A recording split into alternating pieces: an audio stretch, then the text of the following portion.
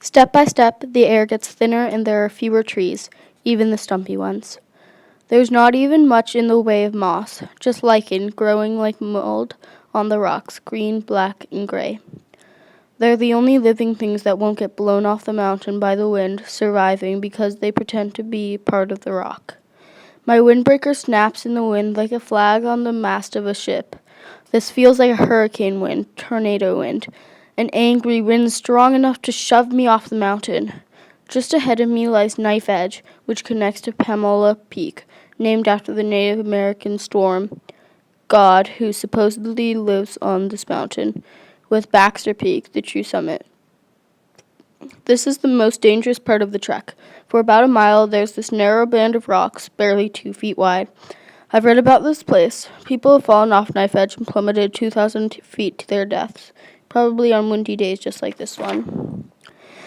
If I stay low, close to the rocks, I bet I can make it in spite of the wind. My first step falls on loose rocks and I slip, grabbing onto a boulder to steady myself.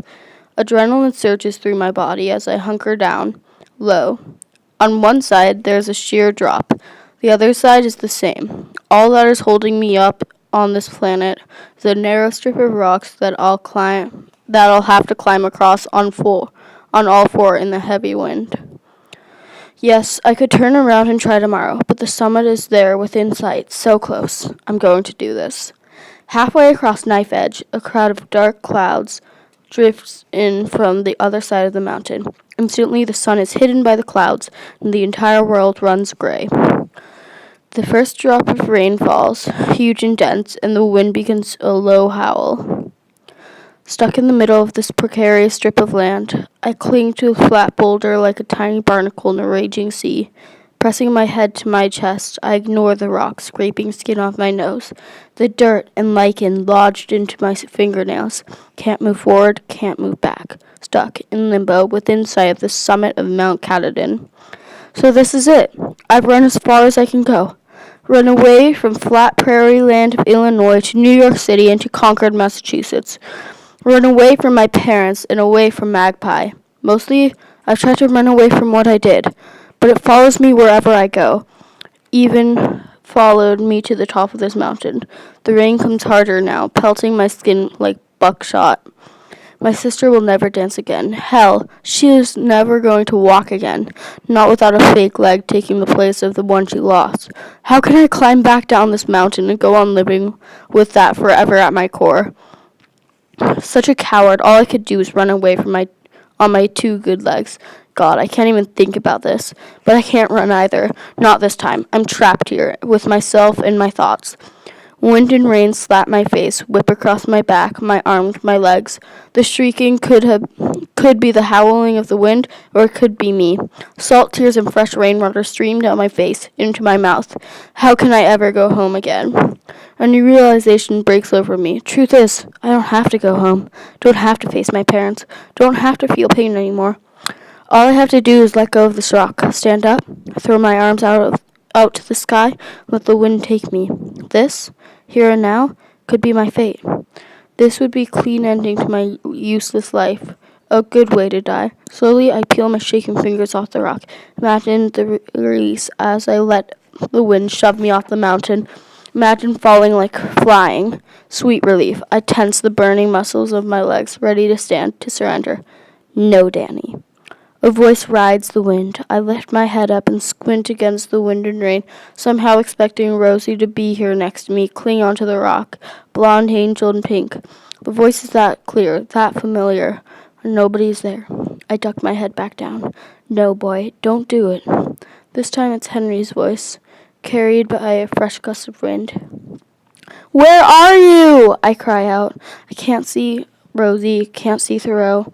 I'm alone, peeling myself off a rock on a mountain, about to die. But the voice comes back inside my head. Danny, hold on. You have to hold on. This time it's Cole, or at least the essence of a little brother who died too soon. I don't know how to do this, Cole, I yell into the storm. I couldn't save you, couldn't protect Rosie. I can't do this anymore. Choosing life means facing pain. I'm just not strong enough. Death is the final, ultimate escape for those of us who run. So it has come to this. Hold on to the rock and live, or let go and die. Think of Mom and Dad. It would kill them, and they've been through enough. Don't you see? It's both Rosie and Cole now, arguing in my head, double teaming. You're no coward, Downey. Yes, I am. I'm the one who runs away. The one slaps me at me like a heavy hand. It hurts and I want it to hurt. I deserve it. It tears my wailing voice away. It would be easy, so easy to let go. I wanted to live deep and suck out the marrow of life, to put a root to all that was not life, and not, when I came to die, discover that I had not lived. Henry's voice is in my head, so real I almost expect it to see his face floating in front of me. No, Henry, I haven't lived, not really, but I'm done, don't you see? Can't suck out the marrow of life when I'm too afraid to live, too broken.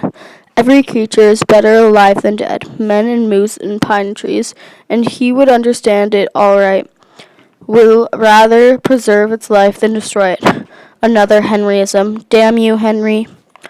If I decide to live, all I have waiting for me is a broken family, no idea what to do with the rest of my life. What do I do with that? Clinging to a rock in a violent rainstorm.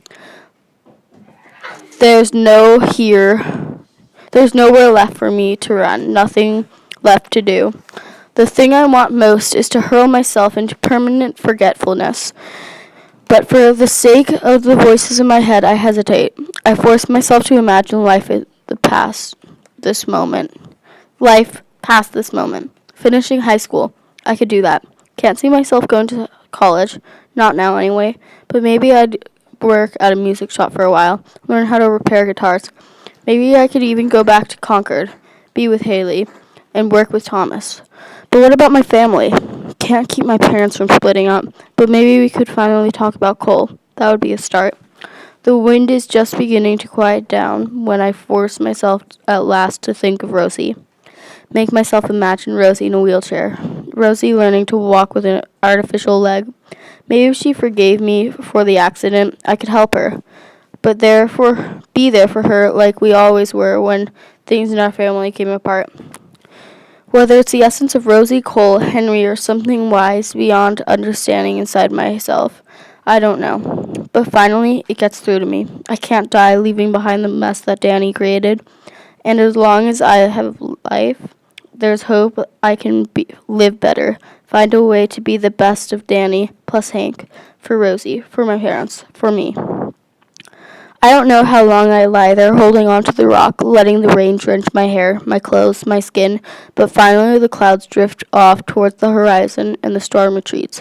Hands cramping, knees clutching, everything hurts, but I still crawl forward again. Keep going, listening to the voices in my head that insist I live.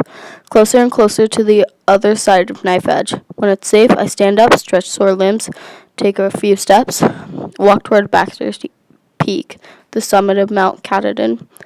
Nobody is here but me to see the world cracked open, to look out on the world and see hundreds of miles into the distance, to smell the rain-cleansed air. Somehow, I feel clean too. I stumble over the weathered brown sign that reads Katahdin, and under that, in small letters, Baxter Peak, northern terminus of the Appalachian Trail. After reading this, I shake my head, thinking of my dad, not sure if I should laugh or cry. Look at me, Dad. I reached the end of the Appalachian Trail before you and I ever saw the beginning. Touching the rough wood with both hands, I gather strength from its solidness. Then I reach into the back waistband of my jeans and pull out the book. You know where to find me, Henry had said. And it's true, I do. Here's at Walden Pond. He's here in Maine. He's anywhere nature has the power to make me stop and think. And most of all, he's in this book. Walden is in worse shape than when I found it on the Florida Penn Station those long weeks ago. Now it's drenched in mountain storm. Pages are bent over and torn. Some are missing, the ones Frankie ate and the ones that fell out because I carried it around and thumbed through it so often. I don't know for sure if it was always mine or if some traveler left it at the train station, but it doesn't matter now. Thoreau brought me here.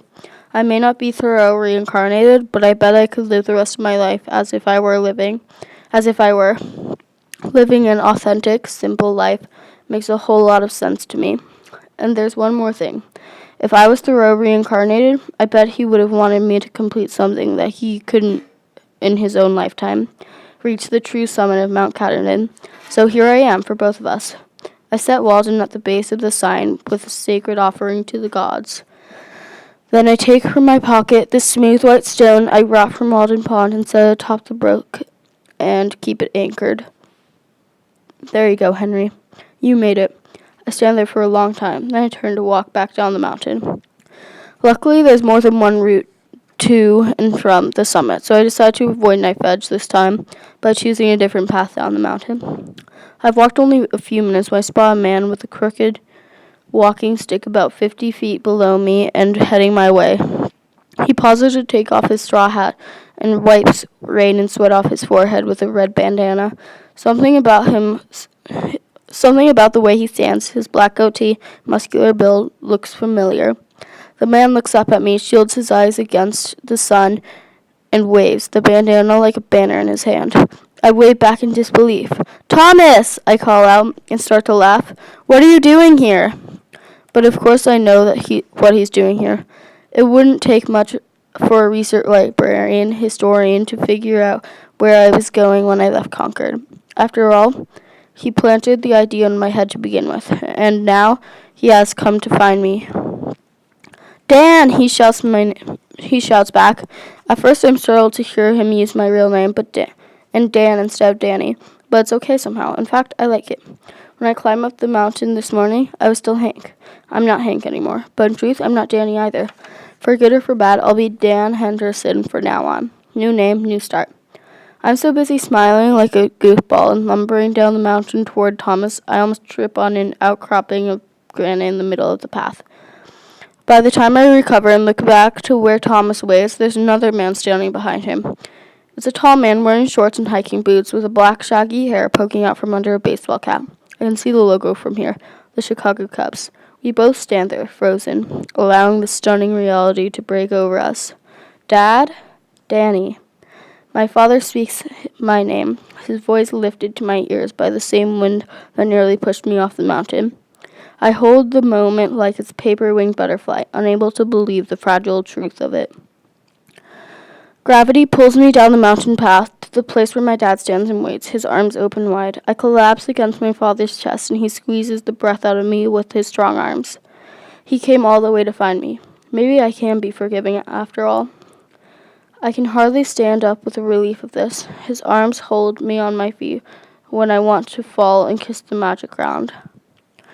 Dad looks me over with his hands on my shoulders like he's convincing himself it's really me there in front of him, all in one place. "Danny," he says again, choking on my name. And then he crushes me to himself all over again like it will help him believe. Then I pull back and peer into his eyes. I can't say her name, can't ask, but of course he knows. "Rosie's going to be okay," he says. "She's a strong little girl, but she needs her big brother."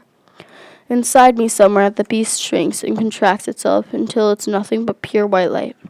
All she wants, all any of us wants, is for you to go home. Home. I drink the word like someone had been lost in the desert without water for more days than I can count and gulp it down. Dad takes a tissue out of his back pocket and blows his nose into it with his signature honk. He stuffs it into his pocket and turns to Thomas, who is standing at a polite distance, trying not to look like he's eavesdropping as he rubs his own watery eyes. "But first, Thomas, there's no way we're going to get this close and not stand at the summit of Mount Katahdin." Thomas grins at both of us. "Well, hell yeah! I've always wanted to set foot on the official ending of this Appalachian Trail." "The ending," Dad echoes and looks at me. We lock eyes, and I know exactly what he's thinking. What looks like the ending could just as easily be considered the beginning. That's when the last words Henry wrote in Walden pop in my head, and I realize the ending of Walden isn't really an ending either. Only that day dawns to which we are awake. There is more day to dawn. The sun is but a morning star. Dad smiles, pats me on the back, and together with Thomas, we turn toward Baxter Peak in the blue-gray sky above us and walk.